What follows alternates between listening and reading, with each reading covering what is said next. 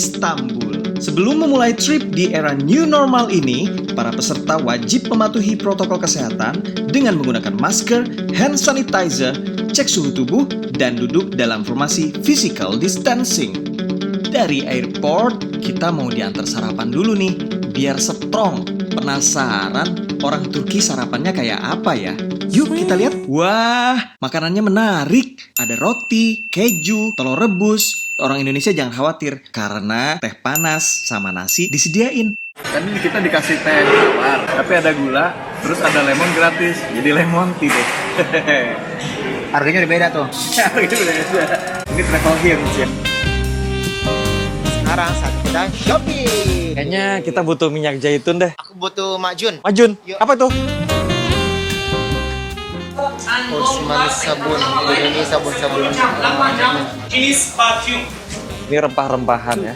Ada kayak kapulaga, ada kayu manis, Kayu manis. Turkish Delight, atau kalau di Indonesia dodol.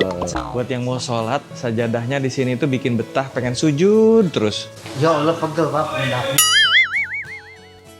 So, Teh Family, di Turki ini selain kita jalan-jalan, kita juga bisa belanja. Turkish Delight, sajadah, perfume, olive oil, betul? Saffron. Ada saffron. Apa kabar?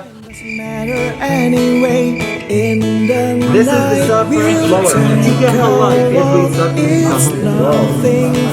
saffron. Lanjut perjalanan, kita akan kunjungi kota Bursa dan kota Kusadase. Welcome to Bursa. Kota terbesar keempat di Turki, berada 180 km dari Istanbul dan terletak di benua Asia. Sekarang lagi ada di Green Mosque. Kenapa namanya Green Mosque? Kenapa? Kita lihat di dalam. Ornamennya warna hijau. Ornamennya hijau. Keramik warna hijau. Karpetnya hijau. Ngeliat duit hijau. Enggak duit hijau, elu itu mah. Betul sekali, serba hijau semuanya. Didirikan pada abad ke-15 oleh Sultan Mehmed Çelebi untuk memperingati kemenangan atas perang saudara yang menyatukan kembali Turki Ottoman di bawah kekuasaannya. Beliau juga dimakamkan di sini loh, dan makamnya juga warna hijau. Gak seberapa jauh dari sini, ada masjid yang lebih legend. Yuk kita lihat. Grand Mosque of Bursa, atau biasa disebutnya dengan Ulu Jami. Ini bukannya di Jakarta Selatan ya? Bukan Ulu Jami Bintaro. Bukan. Ulu Jami artinya ulu itu besar, Jami Jami itu itu masjid. Kalau bahasa Indonesianya kurang lebih Masjid Agung. Kalau dilihat di sana itu ada tulisannya 1399. Itu merupakan tanggal peresmiannya oleh Sultan Bayezid pertama dari Kesultanan Ottoman. Masjid ini dibangun, Mas Agil, untuk Oh, lu memperingati. tadi manggil gue Mas Agil Oh sih? iya. Masjid ini dibangun, Neng Agil, untuk memperingati kemenangan Kesultanan Ottoman dari peperangan melawan negara-negara di Balkan. Diresmikan pada tahun 1399. Satu hal lagi, Apa tuh? Bursa itu merupakan ibu kota pertama dari Kesultanan Ottoman. Yuk, ke dalam. Masjid antik yang sekarang dilindungi oleh UNESCO ini memiliki luas 2.200 meter persegi. Pada awalnya sang sultan menginginkan dibuatkan 20 masjid di daerah Bursa setelah kemenangannya atas perang salib di Nikopolis. Tapi Menteri Keuangan pada saat itu bilang, "Wahai Sultan, kita nggak punya anggaran sebanyak itu." Akhirnya Sultan memutuskan, ya udah kita bangun aja satu masjid agung yang besar dengan 20 kubah. Inilah situasi interior dari Masjid Ulu Jami ini yang Penuh usianya udah sampai 6 abad sampai dengan sekarang Sama ya. kayak aku. Dan juga di dalamnya itu ada kaligrafi Ya. yang luar biasa indah. Dan ada air mancurnya. Air mancur ini juga ada ceritanya. Konon, di saat warga setempat menerima imbalan atas penggusuran lahan, ada seorang nenek yang mewakafkan rumahnya tanpa meminta imbalan apapun. Untuk memperingati kemuliaan sang nenek, Sultan mendirikan monumen dan air mancur yang indah tepat di atas bekas rumah tersebut. Keindahan masjid ini pernah rusak saat dibakar bangsa Mongol tepat 3 tahun setelah diresmikan. Juga gempa bumi tahun 1800-an. Duh, perut lapar nih. Yuk kita makan dulu. Selamat makan. Ternyata makanan Turki nggak cuma kebab. Yang lainnya juga enak-enak loh. Lanjut ke Kusadase, terletak di tepi Laut Aegean, terkenal dengan sunset yang indah. Oke Family, kita udah nyampe ke Kusadase dan sekarang kita mau dinner di rooftop hotelnya sambil ngeliat sunset. Wow. Sunsetnya. Lihat dong fortnya di belakang. Keren Jadi banget. kebayang kan kita dinner di sini sambil menikmati sunset. Menunya menu Turki. Ini bukan nasi tapi namanya bulgur. Selamat makan semuanya. Bon appetit. Sambil menikmati sunset, sambil makan. Wow. Itu apa tuh? Nangka.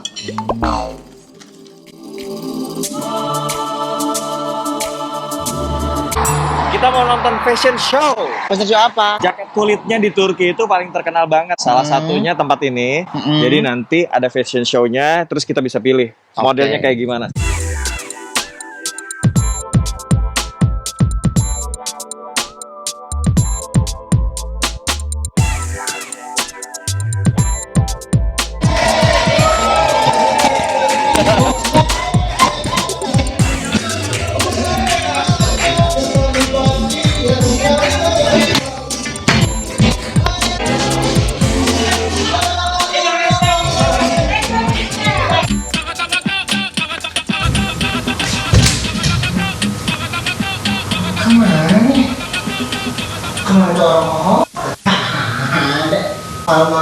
Apaan sih, Gil? Udah lanjut saatnya mengunjungi Efesus.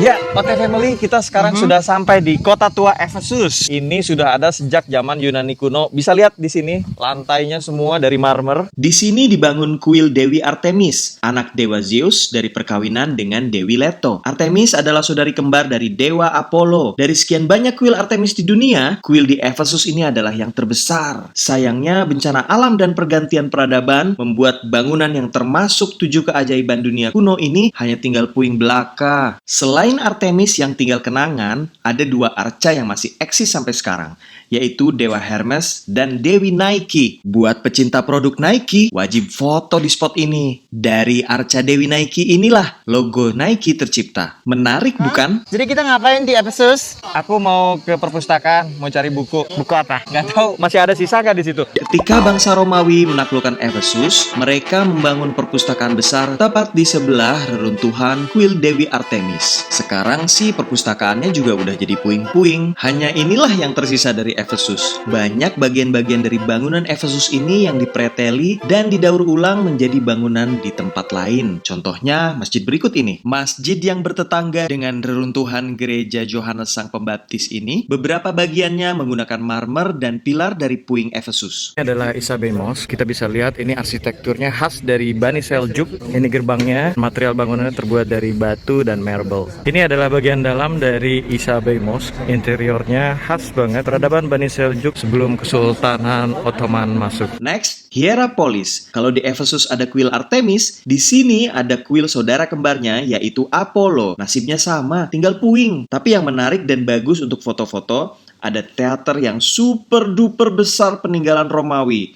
yang dibangun pada abad ketiga Masehi dan mampu menampung 15.000 penonton. Herodion yang ada di Athena aja nih kalah cuma 5.000 orang. Sayangnya atap dari teater ini hancur karena gempa bumi pada abad ke-7 Masehi. Tak jauh dari situ, tempat instagramable lainnya adalah Cotton Castle. Dalam bahasa Turkinya Pamukkale. Itu kenapa nama kotanya juga Pamukkale diambil dari situs ini. Kolam-kolam mata air panas yang terbentuk akibat sedimentasi kalsium karbonat, konon kalau berendam di situ bagus untuk kesehatan. Kenapa disebut cotton? Karena putih-putih. Oke. Ini mengandung banyak mineral dan kalsium. Bagus banget untuk kesehatan. Tinggal Rematik. berendam aja di air mineral ini. Yang rematik, yang asam urat, yang kakinya bau. Keluar dari sini udah gak bau lagi. Tambah lagi. Kayak gitu. Yuk, kita berendam. yang Coba. Pas lagi sunset sebenarnya bagus banget. ini parang sih bagus banget. Oh iya. Ini bagus buat kulit. Pokoknya yang punya tongkat, yang punya jerawat segala macam luntur. Makasih loh nanya gue. Makasih loh. Bagus banget foto gue di kacamata lo. Oh gitu ya? Ah benar. Ada 17 sumber mata air panas mulai dari suhu 35 derajat sampai 100 derajat Celcius. Kalau nggak percaya, hitung aja sendiri. Ikut trip OT maksudnya. Anyway, In the night we'll take a walk. It's nothing funny, just two tall. Put your hand in mine. Saatnya You know istirahat. that I want to Wow, be with hotel di you Pamukkale all ini the keren-keren. Ada hot springnya juga. Habis berendam, berenang, saatnya makan malam. Günaydın, itu bahasa Turkinya dari selamat pagi. Misi hari ini kita akan menuju ke Mevlana Museum, Sultanahani Karavansaray, dan berakhir di Kapadokia. Aduh, akhirnya nyampe Kang. juga. Ya, Pengen makan soto pakai konya. itu koya. Koya. Nah, Koya. itu loh kalau masuk angin ditempelin. Ini kita sudah sampai di kota Konya. General dong, kota Konya itu sebenarnya apa sih? Kota Konya ini salah satu kota yang bersejarah di Turki ya. Dia dulunya itu ibu kota kerajaan Seljuk. Sebelum adanya Ottoman itu ada kerajaan Islam Seljuk. Kita akan mengunjungi salah satunya adalah makam dari Jalaluddin Rumi. Penasaran. Bukan El Rumi anaknya Amaya Ahmad. Ahmad Dhani. Temen aku dong itu. Bukan. Oke, baiklah kalau gitu. Yuk. Yuk. Taruh, Gil. Aduh, Gil. Malum udah tua gini. Maulana Jalaluddin Muhammad Ibnu Hasin Al-Khattabi Al-Bakri atau dikenal sebagai Jalaluddin Rumi, seorang sufi yang lahir di Samarkand tahun 1207 Masehi dari keluarga bangsawan keturunan khalifah. Saat negerinya diserang bangsa Mongol, seluruh royal family dibantai. Rumi kecil bersama orang tuanya hijrah ke Khurasan, lalu Suriah, dan terakhir Turki. Nama Rumi sendiri didapat karena tempat dia tinggal saat dikenal sebagai sufi adalah Provinsi Rum, Anatolia, Turki. Tepatnya di kota Konya yang saat ini kita kunjungi. Rumi dikenal dengan tarian sufinya, Whirling Dervish. Ayo kita masuk OT Family. Karena bagaimanapun dia tuh royal family. Saat memasuki komplek makam, kita akan melalui sebuah gerbang dengan rantai berjuntai. Filosofinya agar semua peziarah menunduk saat masuk, sebagai penghormatan kepada Sang Rumi. Beliau adalah seorang sufi yang menciptakan tarian Sufi. Ini ke atas, ini ke bawah. Terus Tarian sufi. apa lagi istimewanya, Kang? Konon Ada rambut. Nabi Muhammad SAW. Aku penasaran, Kang. Yuk kita lihat. Ayo. Pertama kita ke makam dulu ya. Boleh. Sebelum memasuki area makam, kita harus membungkus sepatu kita dengan plastik yang telah disediakan. Assalamualaikum ya ahli kubur. Waalaikumsalam. Wow, ini makamnya. Ini Jalaluddin Salebi. Jalaluddin Salebi. Ini makam dari keluarganya Jalaluddin Rumi. Sebelah sini.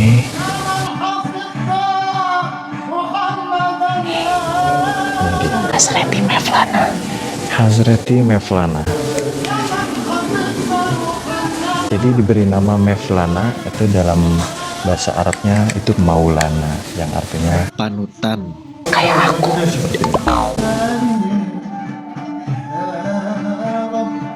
yuk kita berdoa dulu. Di dalam peti ini konon terdapat jenggot Rasulullah Muhammad SAW.